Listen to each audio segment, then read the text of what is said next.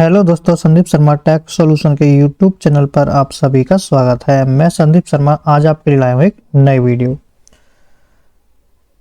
यदि आप एक सैलरीड पर्सन हैं, सैलरी अर्न कर रहे हैं और आप रेंट पर रहते हैं, जो आप रेंट पे कर रहे हैं उसके लिए आप HRA क्लेम कर सकते हैं।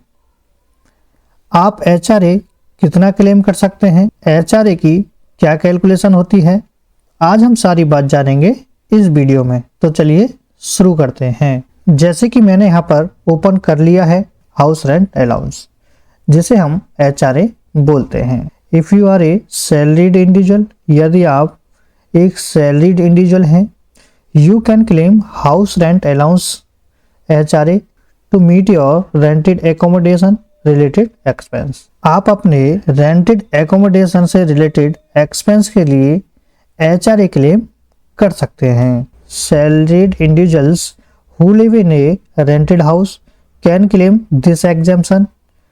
सैलरीड इंडिविजुअल जो कि रेंटेड हाउस में रह रहे हैं वो इसकी एग्जम्पशन क्लेम कर सकते हैं, HRA की एग्जम्पशन क्लेम कर सकते हैं। And bring down their taxes, और अपने टैक्स को कम कर सकते हैं। कहने का क्या मतलब है, जो भी सैलरीड इंडिविजुअल हैं और वह रेंटेड हाउस में रहते हैं वो HRA की एग्जम्पशन क्लेम कर सकते हैं और अपने टैक्स को कम कर सकते हैं। HRA कैन बी फुली और partially exempt from tax. HRA वो अपने टैक्स से फुली या पार्शली एग्जम्प्ट कर सकते हैं। इसके बाद है if you don't live in a rented accommodation but still get house rent allowance. कहने का क्या मतलब है, यदि आप रेंटेड एकोमोडेशन में नहीं रहते हैं और आपको HRA रिसीव हो रहा है, HRA मिल रहा है। कहने का क्या मतलब है, यदि आप रेंटेड एकोमोडेशन में नहीं रहते हैं और आपको HRA मिल रहा है तो क्या होगा, the allowance will be fully taxable. तो अलाउंस क्या होगा, फुल्ली टैक्सेबल होगा। फुल्ली टैक्सेबल का मतलब है जो आपकी टैक्सेबल सैलरी है उसमें इंक्लूड हो जाएगा, तो आपको उस पर टैक्स पे करना पड़ेगा। यदि आप रेंटेड एकोमोडेशन में नहीं रहते हैं, रेंट पर नहीं रहते हैं और आपको HRA रिसीव हो रहा है, HRA मिल रहा है, तो वह अलाउंस फुल्ली टैक्सेबल होगा। यहाँ पर आपको ये क्लियर हुआ होगा। इसके बाद है how much of my HRA is exempt from tax. मेरा HRA टैक्स से कितना एग्जम्प्ट होगा। The entire HRA received is not always fully exempt from tax. कहने का क्या मतलब है, आपको जितना भी HRA रिसीव हुआ है वो आपके टैक्स से हमेशा फुल्ली एग्जम्प्ट नहीं होता है, पूरा का पूरा एग्जम्प्ट नहीं होता है। तो कितना होता है, the list of the following 3 will be taken to exempt from tax. यहाँ पर क्या लिखा है, फॉलोइंग 3 में से जो भी कम से कम होगा वो आपके टैक्स में से एग्जम्प्ट होगा। ये फॉलोइंग 3 क्या है मैं आपको बता देता हूँ। HRA received from your employer. HRA आपको अपने एम्प्लॉयर से रिसीव हुआ है। Actual rent paid minus 10% of salary. जो आप एक्चुअल रेंट पेड कर रहे हैं उसमें से माइनस कर सकते हैं आप सैलरी का 10%, वो आप HRA क्लेम कर सकते हैं। यदि आप मेट्रो सिटी में रहते हैं तो आप बेसिक सैलरी का 50% तक HRA क्लेम कर सकते हैं। यदि आप नॉन मेट्रो सिटी में रहते हैं तो बेसिक सैलरी का 40% तक HRA क्लेम कर सकते हैं। इन फॉलोइंग 3 में से जो भी कम से कम होगा उसकी आप डिडक्शन क्लेम कर सकते हैं, वो HRA आपके लिए एग्जम्प्ट होगा। इसके लिए हम एग्जाम्पल से आगे समझेंगे तो आपको ज़्यादा क्लियर होगा। The reminder of your HRA is added back to your taxable salary. कहने का क्या मतलब है, जो भी आपके HRA का जो रिमाइंडर बचेगा वो आपकी टैक्सेबल सैलरी में ऐड कर दिया जाएगा। 3 कंडीशन है यहाँ पर, इनमें जो भी कम से कम होगा उसका आप HRA एग्जम्प्ट कर सकते हैं अपने टैक्स से। उसके बाद आपके HRA का जो भी रिमाइंडर बचेगा वो आपकी टैक्सेबल सैलरी में क्या कर दिया जाएगा, ऐड कर दिया जाएगा। हम एक एग्जाम्पल से समझते हैं इसकी कैलकुलेशन क्या होती है। इन तीनों कंडीशंस को हम एक एग्जाम्पल से समझते हैं। Ramesh lives in Mumbai. रमेश मुंबई में रहता है। He receives a HRA of 1 lakh rupees from his employer. Ramesh Mumbai में रहता है और वह HRA रिसीव कर रहा है अपने एम्प्लॉयर से 1 लाख रुपए का। His basic salary per month 50,000 रुपए और उसकी मंथली बेसिक सैलरी है वो कितनी है 50,000 रुपए। इसके बाद further he has taken up an accommodation for which he page A monthly rent of 15,000 रुपए। कहने का क्या मतलब है, रमेश मुंबई में रहता है और उसे 1 लाख रुपए का HRA एम्प्लॉयर से रिसीव होता है और उसकी जो बेसिक सैलरी है, मंथली बेसिक सैलरी है वो कितनी है 50,000 रुपए है और वो मंथली रेंट कितना पे कर रहा है 15,000 रुपए का।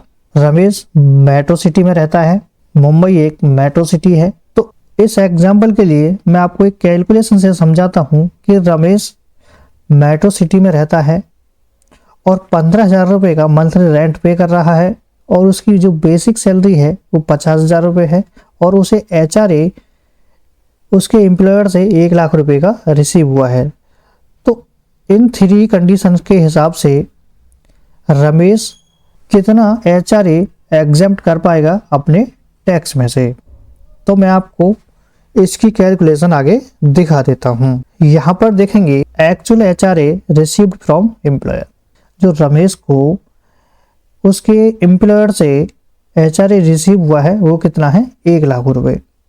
दूसरी कंडीशन क्या है, actual rent paid minus 10% of salary. जो एक्चुअल रेंट पे कर रहा है उसमें से सैलरी का 10% माइनस करके जो अमाउंट आता है 1,20,000 रुपए। यहाँ पर मैंने इसकी कैलकुलेशन बना रखी है। टोटल सैलरी कितनी है 50,000 रुपये। 50,000 रुपये पर मंथ है तो हम इंटू 12 करेंगे तो हमें यहाँ पर 1 साल की जो टोटल सैलरी है वो निकल के आ जाएगी। टोटल सैलरी कितनी हो गई 6 लाख रुपए और इसका 10% कितना हो गया 60,000 रुपये। 6 लाख का हमने 10% किया तो 60,000 रुपये हो गया। टोटल रेंट कितना पे कर रहा है मंथली 15,000 रुपये। तो साल का कितना हो गया 1,80,000 रुपये। 1,80,000 रुपये वो साल का टोटल रेंट पे कर रहा है। तो यहाँ पर हम HRA कैसे निकालेंगे, एक्चुअल रेंट पेड कितना कर रहा है 1,80,000 रुपये minus 10% of salary. 10% of salary कितना निकल के आया हमारा 60,000 रुपये। तो 1,80,000 में से हम माइनस करेंगे 60,000 रुपये तो हमारा हो गया ये HRA 1,20,000 रुपये। तो रेंट के हिसाब से जो HRA निकल के आया है वो कितना आया हमारा 1,20,000 रुपये। 50% ऑफ बेसिक सैलरी। यहाँ पर 50% क्यों लिया है, क्योंकि रमेश जो है मेट्रो सिटी में रहता है तो बेसिक सैलरी का वो 50% तक HRA क्लेम कर सकता है। तो यहाँ पर उसकी बेसिक सैलरी का जो 50% है वो कितना आ गया 3 लाख रुपए, क्योंकि यहाँ पर जो उसकी सालाना सैलरी है वो कितनी है 6 लाख रुपए। 6 लाख रुपए का जो 50% करेंगे तो कितना हो गया 3 लाख रुपए। 50% ऑफ बेसिक सैलरी कितनी आ गई यहाँ पर 3 लाख रुपए। तो लिस्ट ऑफ द एबव, इनमें से कम कौन सा है, actual HRA received from employer कितना है 1 लाख रुपए, actual rent paid minus 10% of salary 1,20,000 रुपये, 50% ऑफ बेसिक सैलरी 3 लाख रुपए। अब हम तीनों में से देखेंगे सबसे कम से कम कौन सा है। कम से कम कौन सा है 1 लाख रुपए जो कि एम्प्लॉयर से रिसीव हुआ है। तो रमेश 1 लाख रुपए की जो एग्जेम्पशन है वो क्लेम कर पाएगा। तो यहाँ पर रमेश 1 लाख रुपए की एग्जेम्पशन क्लेम करेगा। यहाँ पर मैंने आपको बताया था कि फॉलोइंग 3 में से जो 3 कंडीशंस हैं इनमें से जो भी कम से कम होगा उसको वह अपने टैक्स से एग्जेम्प कर सकता है। फॉलोइंग 3 में से जो रमेश का जो कम से कम HRA आया है वो कितना है 1 लाख रुपए। तो 1 लाख रुपए की रमेश एग्जेम्पशन क्लेम कर सकता है। यहाँ पर देखेंगे Ramesh would be eligible for a HRA exemption of 1 lakh रुपए।